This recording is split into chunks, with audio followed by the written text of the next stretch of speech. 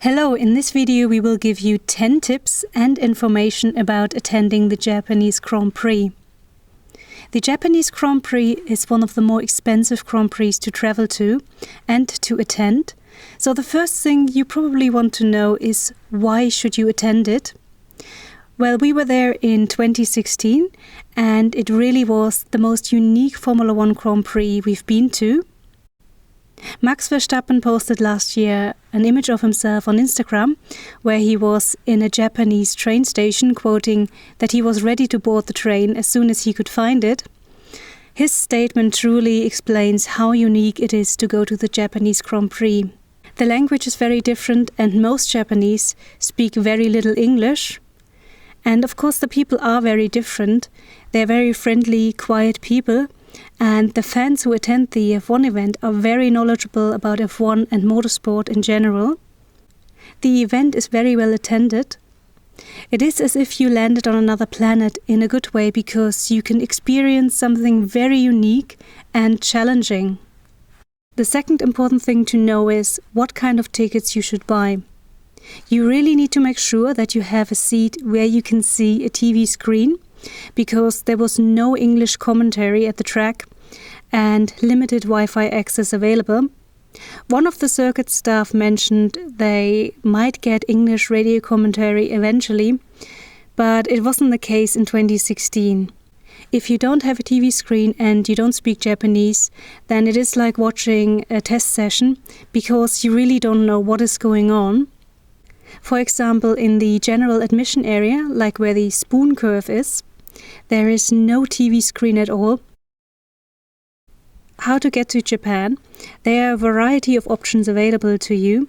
Japan Airlines are pretty good. We flew to Tokyo with Japan Airlines and we found they offered very good service. Most people fly to Tokyo or to Osaka and then they connect via another flight, train or bus to Nagoya. The bus from Tokyo to Nagoya is probably the worst option as it takes about 5 to 6 hours. The train is much quicker. When we arrived in Nagoya, we took a very comfortable and clean bus from Nagoya airport into the town center. If you're doing the same, you need to make sure that you have some cash on you, as you have to buy a ticket at a machine near the bus stop with cash. You usually hand the ticket to the bus driver at the end of your journey.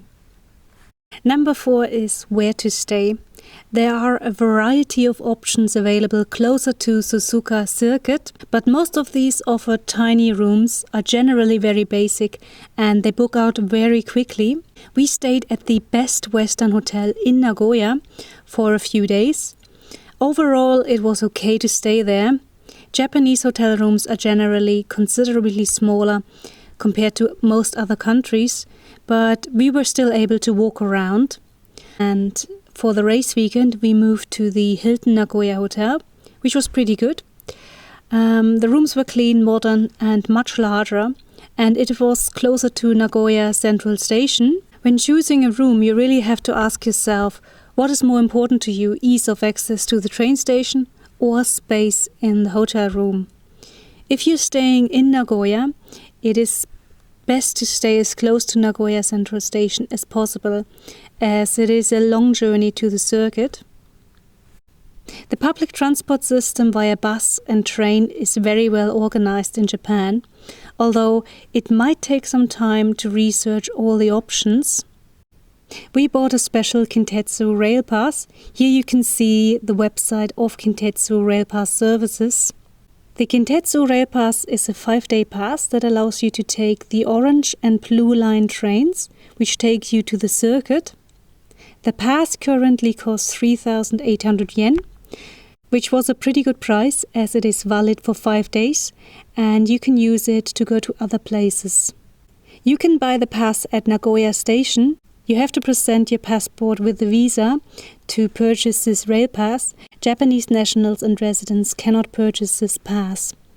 With the Kintetsu Rail Pass, it is important to remember that you can only take the orange and blue label trains. The differences of the labels are, for example, the blue trains. They are the local trains. They are very slow as they stop at every stop. And so you want to try to avoid taking these unless There is no other option available like when you do a trip into the countryside. Then there are the orange label trains. These are the express trains. These trains are the best option to get to Suzuka Circuit. They don't stop everywhere and are faster than the blue label trains. They take you from Nagoya station to Shiroko station. When you're on the train, you will experience some wonderful things. The first thing is that the conductor bows every time he enters and exits each individual train carriage. The second thing is that the school children will give you their seat as they are very polite. The third thing is that it is very quiet on the train. It is like a library on there. At Shiroko station, you have to get out of the station. They have signs and people there to direct you. And then you have to purchase a bus ticket to get from Shiroko station to Suzuka Circuit. The bus costs 400 yen each way. And so you better purchase a return ticket at the same time to avoid queuing when you exit the circuit. When you arrive at the circuit, they direct you to a special canopy with a machine underneath it, where you have to deposit your ticket.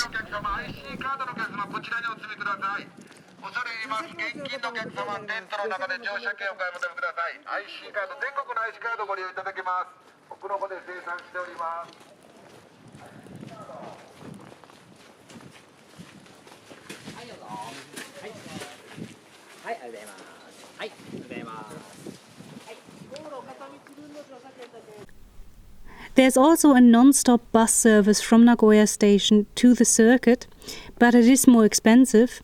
Here you can see a leaflet we were given stating it was 5,000 yen return. Now, this leaflet might have been from a private company, but in any case, it is much more expensive to take the bus. You can take food and beverages into the circuit. In fact, we saw some Japanese bringing with them almost their entire household. They set up camp within the circuit and they eat and sleep there in between sessions.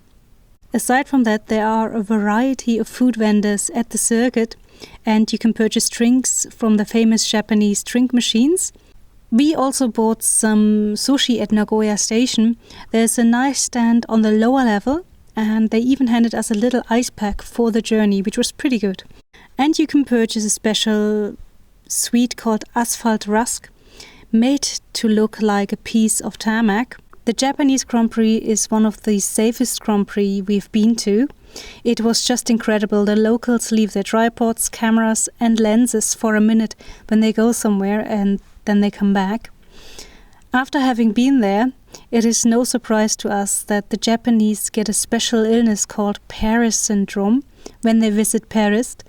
Apparently, they have a fairy tale image of Paris, and when they get there and see the reality of Paris, like the dirt or getting robbed, that they get literally ill and get this Paris syndrome. So the safety is pretty good at the Japanese Grand Prix. The facilities are very good and also get cleaned regularly. The only area where there weren't any restrooms were the furthest end of the circuit where the spoon curve is.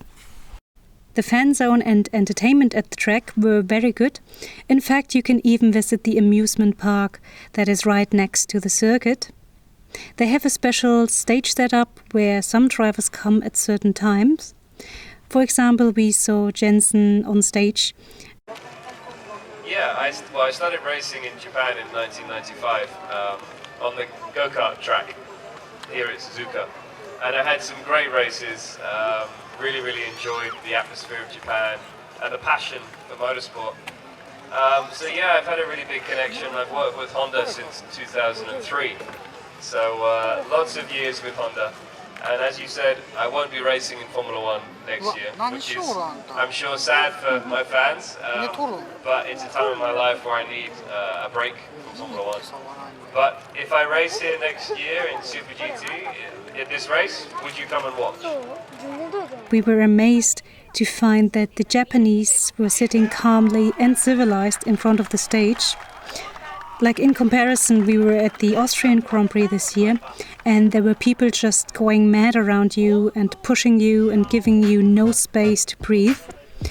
On top of that, there were parents there who took their little kids in the middle of all of that, and then the kids, they started crying.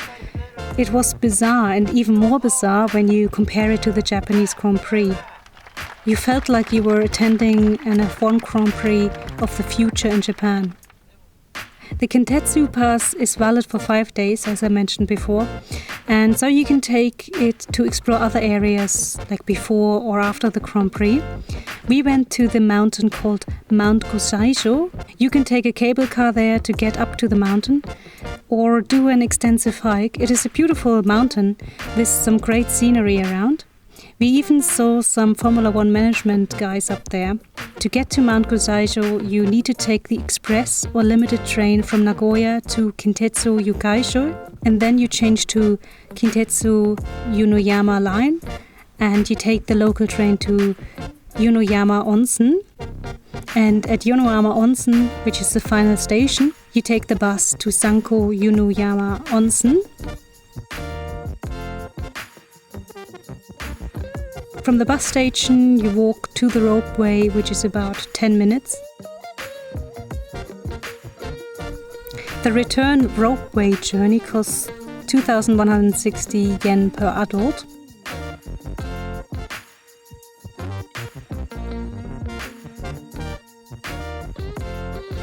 Another thing you can do in Nagoya is to visit the castle in Nagoya. They offer guided tours in English starting from the East Gate entrance at 1 p.m. The entrance to the castle was 500 yen per adult. The guided tours are done by volunteers.